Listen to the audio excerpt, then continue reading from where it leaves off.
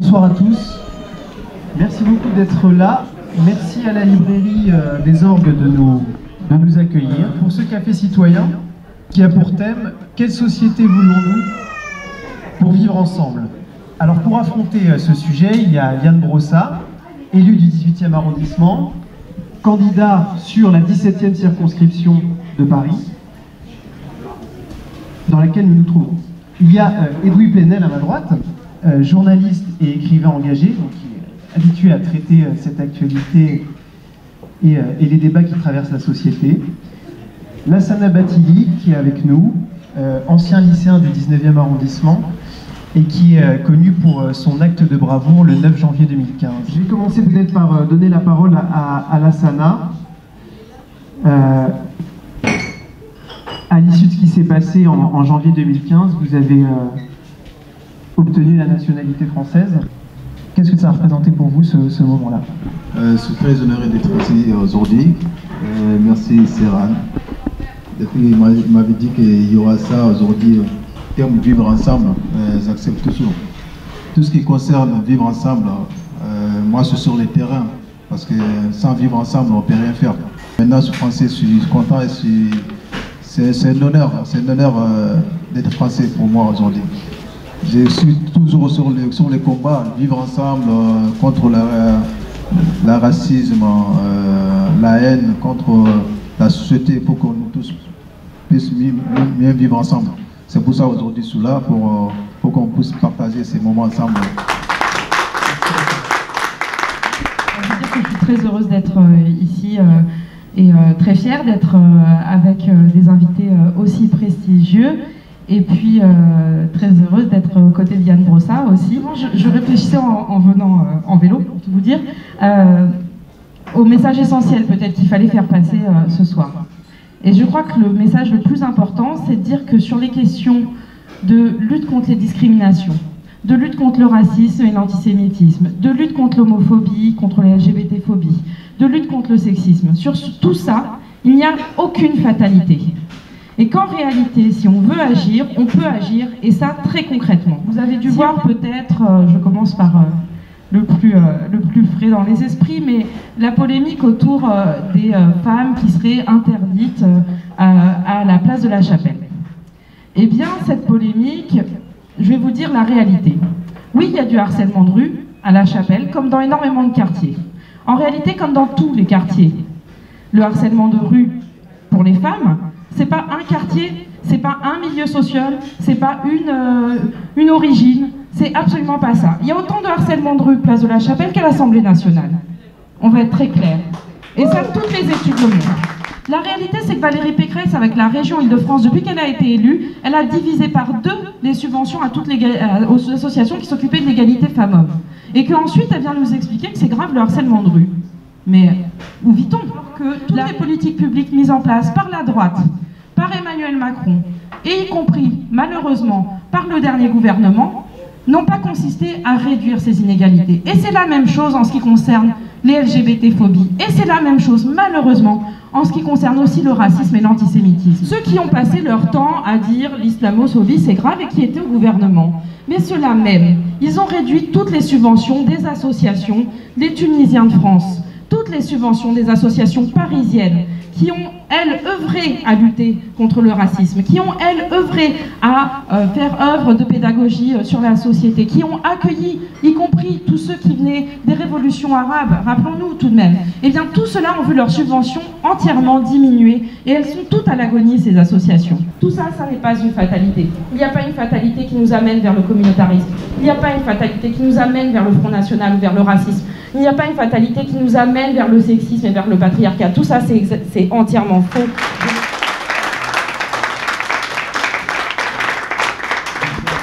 À toutes et tous. La réponse, elle est là sous vos yeux. Je n'aime pas qu'on dise comment vivre ensemble. Parce que nous vivons ensemble. Nous vivons ensemble. Et vivre ensemble, y compris dans une famille, parfois, ça se passe avec des problèmes, avec des soucis, avec des questions à résoudre. Mais il y a une façon de poser la question qui est déjà de nous diviser. de nous monter les uns contre les autres. Nous vivons ensemble. Et vous avez la preuve sous les yeux. Elle s'appelle Lassana Bathily. Et je voudrais vraiment le saluer du fond du cœur. Après les premiers attentats de la semaine, vous vous souvenez, du 7, 8, 9 janvier, Charlie Hebdo, l'hypercachère, et puis après il y a eu ensuite les terrasses, il y a eu le Bataclan. Dans toute cette période-là, nous avons vu des politiques, des journalistes, des intellectuels basculer dans les haines et dans les peurs. Nous les avons vus perdre la raison, au point d'épouser l'agenda des forces xénophobes, racistes, la déchéance de nationalité, la stigmatisation de nos compatriotes musulmans. La façon de prendre ce mot musulman, islam, comme un mot qui serait un bloc, et de prendre prétexte des attentats pour en rendre responsables des personnes qui n'y sont pour rien et qui n'ont aucun lien avec ces jeunes égarés, perdus, au point d'épouser des idéologies totalitaires et de commettre les meurtres que l'on sait. Bien sûr qu'il y a des meurtriers, bien sûr qu'il y a des crimes, bien sûr que nous sommes une société ouverte et qu'il y en aura d'autres demain. Les jeunes aujourd'hui qui se vivent dans notre pays, hélas, à juste titre, discriminés, racisés, comme ils le disent, à raison de leur origine, de leur couleur de peau, de leur religion, le contrôle au faciès. Eh bien, pareil, ils veulent s'organiser, ils veulent faire leurs réunions entre eux parfois pour que leurs paroles percent. Comme, vous l'avez dit, les mouvements LGBT aussi, contre l'homophobie. Et vous voyez bien que la stigmatisation des minorités, je le disais pour les musulmans, ce sont des poupées gigognes. On prend un bouc émissaire principal, selon les époques. En Europe, ça a été très longtemps les Juifs, et cela existe toujours, un antisémitisme latent. Aujourd'hui, le bouc émissaire principal, c'est le musulman, diabolisé, globalisé, comme s'il n'y avait qu'une forme de musulman. On prend un bouc émissaire principal, on s'habitue à l'idée que l'on peut stigmatiser en barbarisant l'autre, en oubliant de parler à l'autre, de lui demander pourquoi il porte un foulard, pourquoi il pratique ou pas sa religion, quels sont ses problèmes, quelle sont sa vie. Au lieu de discuter avec l'autre, on le bouc émissarise, on le stigmatise, on le voit en bloc. Et du coup, on s'habitue. Et nul hasard si dans notre pays, en même temps qu'il y a eu cette banalisation de l'islamophobie, on a vu renaître, évidemment, des stigmatisations à l'égard des femmes. On a vu renaître, y compris dans des chaînes de télévision populaires, des comportements scandaleux vis-à-vis des homosexuels. Nous naissons libres et égaux en droit. La seule question, c'est comment, tous ensemble, faire en sorte de mieux encore vivre ensemble. Merci. Quelles sont les pistes qu'on se donne pour réussir à vivre ensemble dans de bonnes conditions? Toutes les études sociologiques montrent que nos quartiers, qu'on qualifie souvent de ghettos, sont en réalité beaucoup plus divers socialement que le 16e arrondissement ou Neuilly, qui eux sont des ghettos, mais alors totalement uniformes socialement. Et au lieu de voir dans la personne qui nous parle un frère, comme le disait Lassana, on y voit un ennemi, un danger potentiel, parce qu'il est d'une certaine origine, parce qu'il a une certaine orientation sexuelle, etc., etc., etc. Et comment on fait en sorte aujourd'hui, pour nous qui défendons une option progressiste, que cette idée-là, cette idée que nous sommes tous frères, elle triomphe de cette idée que nous sommes tous haineux. Face à ce discours de l'identité, face à ce discours raciste, face à tous ceux qui cherchent partout à instiller le venin de la division, il y a des anticorps puissants dans la société française. Et notamment dans ces quartiers populaires qui, précisément, savent ce que c'est que le vivre ensemble.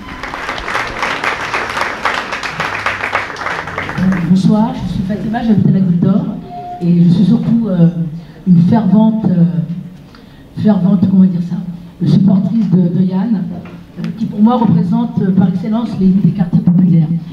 Alors vous me posez la question dans quelle société nous voulons pour demain. Je pense qu'on reconnaît une société malade à deux corps de métier, l'école et le journalisme. Alors le journalisme, Monsieur Plenel, je pense que vos collègues vous manquent un peu de pédagogie Et quand on entend des journalistes qui, je pense, ne prennent même pas les mots qu'ils prononcent, comme djihadisme ou etc., Daesh, État islamique, on a un grand problème dans une société où tout passe par la télé, par YouTube. C'est déjà quelque chose qui pose problème. L'école, où les enseignants sont dépassés, pas formés, pas aidés par l'État, où là, c'est normalement là où les enfants se construisent, où là, nous avons nos citoyens de demain. C'est aussi un deuxième problème. Et alors, le monde politique également, qui est toujours plein de bonne volonté, plein d'idéaux formidables, d'égalité, fraternité. Or, je suis désolée, dans l'ascension sociale, dans le monde politique, zéro, que ce soit à gauche ou à droite. Et arrivé un moment, le vivre ensemble doit se retrouver aussi parmi ce monde-là. Je voulais dire aussi que dans nos quartiers populaires, justement, pourquoi nous réussissons à vivre ensemble, c'est qu'on sait que nous sommes sur le même bateau et qu'on va ensemble, et que si on se plante tout ensemble, et on a la même volonté de réussite pour nos enfants. Voilà. Et puis Yann, ce sera notre député. Bonsoir à tous et à toutes, et à toutes et à tous. Donc ce soir, je suis ravie, en tous les cas, de voir un certain nombre de visages connus, d'autres moins connus. Donc d'abord, je suis contente de voir ici de la pluralité, des femmes, comme vous dites, qui portent pas le foulard, enfin le voile, d'autres qui n'en portent pas, et quand on est différent, eh bien, c'est une richesse. Les différences, ça peut être une richesse. Je suis désolée de parler du Parti Socialiste. Il a été le terreau des divisions. Il a été le terreau, il a cassé le Parti communiste pour permettre justement au Front National et diviser la droite. La droite, je vous remercie de m'avoir écouté. Je remercie vraiment Yann Brossat. C'est le seul élu qui n'a pas eu peur de venir dans notre quartier. J'habite la Porte de la Chapelle. J'ai eu besoin de lui et il est venu donc à nos côtés pour se battre, à nos côtés, contre la fermeture de notre école évangile. Moi, je n'oublie pas quand même que les religions ont souvent un air sympathique, gentil, comme ça. Mais quand ils ont le pouvoir, on peut assister à des choses un peu dramatiques. Et je regrette beaucoup que la gauche ait oublié le serment de Vincennes, c'est-à-dire qu'on était quand même 16 millions à avoir demandé que tous les crédits publics aillent à l'école publique, et tout le monde, même les plus laïcs, ont complètement oublié ce serment-là. C'est un combat que je n'abandonne pas. Donc voilà, j'ai une petite nuance, je crois, sur comment on évalue les religions, y compris d'ailleurs le mot d'assimilation. Moi, je suis plus souple. Laissons ceux qui veulent s'intégrer, s'intégrer, ceux qui veulent s'assimiler, s'assimiler. Voilà. Moi aussi, je suis très intimidé et très honoré de parler devant vous, très honoré de parler devant la Sana, et parce qu'il a dit que pour lui, c'était un honneur d'être français. Pour moi, c'est seulement une chance. Mais quand on a une chance, il faut la partager. Ça, c'est la première chose. Mais il y a une autre chose qu'il faut dire. J'ai été particulièrement honteux que dans tous les débats qu'on a entendus depuis plusieurs années, dans ma région, là où il y a tant de morts, tant de gens qui sont venus du monde entier, de toutes les confessions, mourir pour que nous vivions libres, on rejette les migrants. On vote pour le Front National. C'est particulièrement choquant. Si on doit avoir une assemblée nationale, et s'il doit y avoir un maximum de représentants qui viennent de toutes les communautés, c'est aussi à cause du passé, à cause du fait que nous devons tous, à tous ces gens qui sont venus se faire tuer pour que nous soyons libres. Cette ouverture, ce n'est pas un honneur, c'est une dette. C'est une dette que nous avons par rapport au passé. Voilà ce que je voulais dire, c'est tout.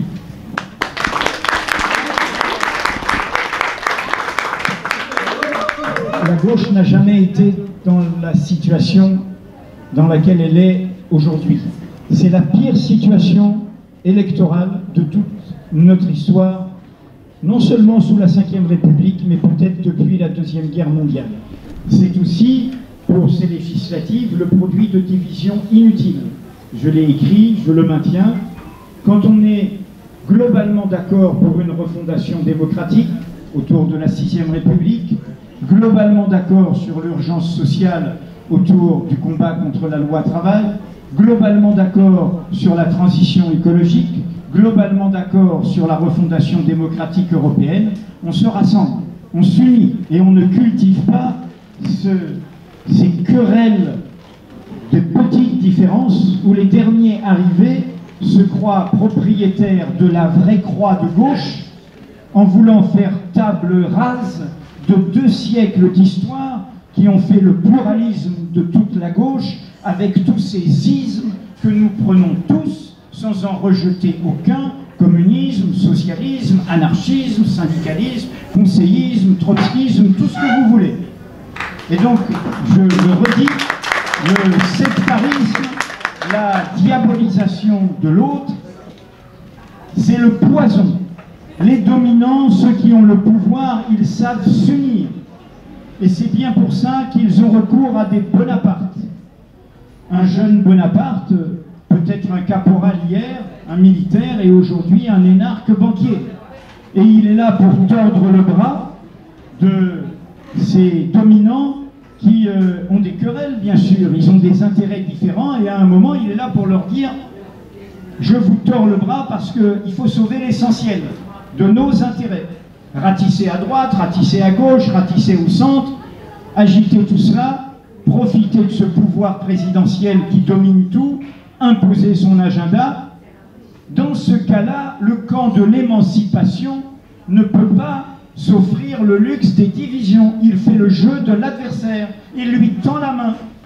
C'est une histoire de riches, le sectarisme, de gens qui ne se préoccupent pas des luttes concrètes dont parlait, et vous lui avez rendu hommage, Yann Brossa tout à l'heure.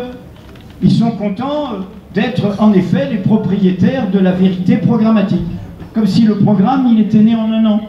Comme si en lisant Mediapart depuis 9 ans, il n'y avait pas de la 6e République, il n'y avait pas de la transition écologique, il n'y avait pas des luttes sociales. Je suis très en colère en tant qu'électeur de gauche, car je pense en effet qu'il était possible dans cette envie de renouveau, avec beaucoup d'accidents qui ont produit le résultat de ces élections, il était possible, paradoxalement, d'avoir aux législatives une dynamique dans la foulée des 19-6 du candidat Jean-Luc Mélenchon. Mais ça le requérait. Il n'avait pas à transformer une victoire collective en défaite personnelle. À partir du moment où il faisait ce score, il devait faire comme celui qui est son mentor, dit-il, François Mitterrand, il en était comptable. C'est lui qui était requis. Il n'avait pas à s'en prendre aux autres, il avait à aller vers les autres, à dire « ça me requiert, j'ai une obligation, j'ai ces 19-6 ». C'est terrible, à Grenoble, la municipalité et Europe Écologie, parti de gauche. Europe Écologie, parti de gauche. Faites contre un vieux PS et un vieux PC.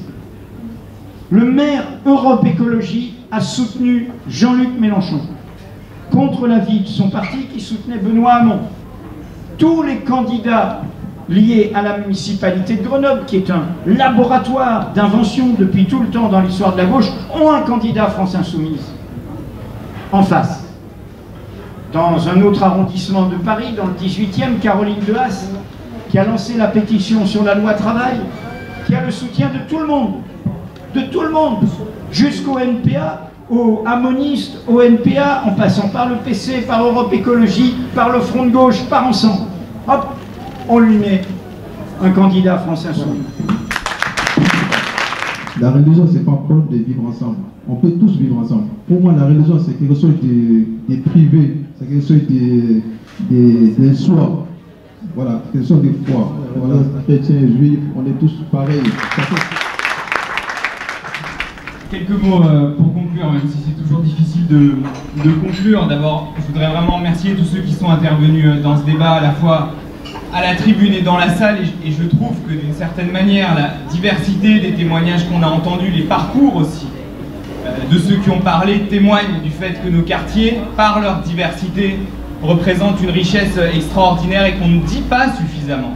À quel point ces quartiers-là, ces quartiers du nord-est parisien, mais ça vaudrait aussi pour un certain nombre de quartiers de banlieue, sont une richesse extraordinaire. Ce qu'on entend depuis tout à l'heure témoigne de la beauté de ces quartiers populaires avec les parcours de gens qui parfois ont bravé des épreuves incroyables pour venir jusqu'ici et qui font que notre ville est une très très belle ville et une ville qui est aujourd'hui une ville forte et capable d'affronter des défis très importants. Je voulais quand même ne pas esquiver la question de la gauche qui a été posée tout à l'heure et la question des élections législatives. D'abord, moi aussi j'ai honte quand je vois l'état de la gauche aujourd'hui. Et ça vaut pour l'ensemble des circonscriptions de France, même si certaines s'en sont mieux tirées que nous, mais ça vaut notamment pour la nôtre à cheval entre le 18e et le 19e arrondissement, la Goutte d'Or, la Chapelle et cette partie du 19e. Et j'aurais souhaité évidemment qu'il en soit autrement. J'ai fait la campagne de Jean-Luc Mélenchon, comme beaucoup d'autres, je lui ai donné mon parrainage, on n'a pas économisé notre énergie pour mener sa campagne et je regrette qu'on en soit là aujourd'hui avec en gros 2 candidats au moins, enfin 2 à ma connaissance, qui en gros défendent le même programme. C'est absurde, c'est ridicule et c'est très largement regrettable. Et donc il va bien falloir qu'on se rassemble, il va bien falloir construire ce que pour Yahya Amir-Shahi, qui est un député sortant issu du Parti Socialiste et qui a quitté le Parti Socialiste, appelle une maison commune. Il va bien falloir la construire, cette maison commune. Si on a envie de gagner, si on a envie de faire en sorte que dans ce pays les choses changent réellement, il va nous falloir trouver le chemin du rassemblement. Et on le trouvera toujours du côté de ceux qui veulent le rassemblement, de ceux qui veulent la main tendue, parce qu'il n'y a que comme ça qu'on s'en sortira. Merci à tous. Je pense que...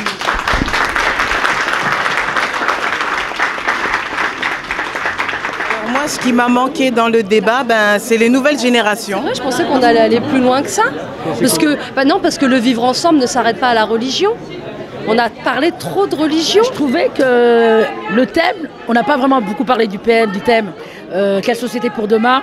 Je trouve ça un peu dommage. Moi, j'étais dans un truc plus généraliste que personnel. Je trouve ça aussi dommage. Je suis venue pour Yann, mais bon, j'ai bien aimé la personne de Mediapart dont je ne connais pas le nom. Je souhaitais que ça dure plus longtemps aussi. Le débat formidable et puis la bonté de Yann Brossa, l'humanité de Yann Brossa, je crois qu'il n'y en a pas deux comme lui. Voilà, des discours qui réunissent plutôt que diviser, ça fait toujours du bien.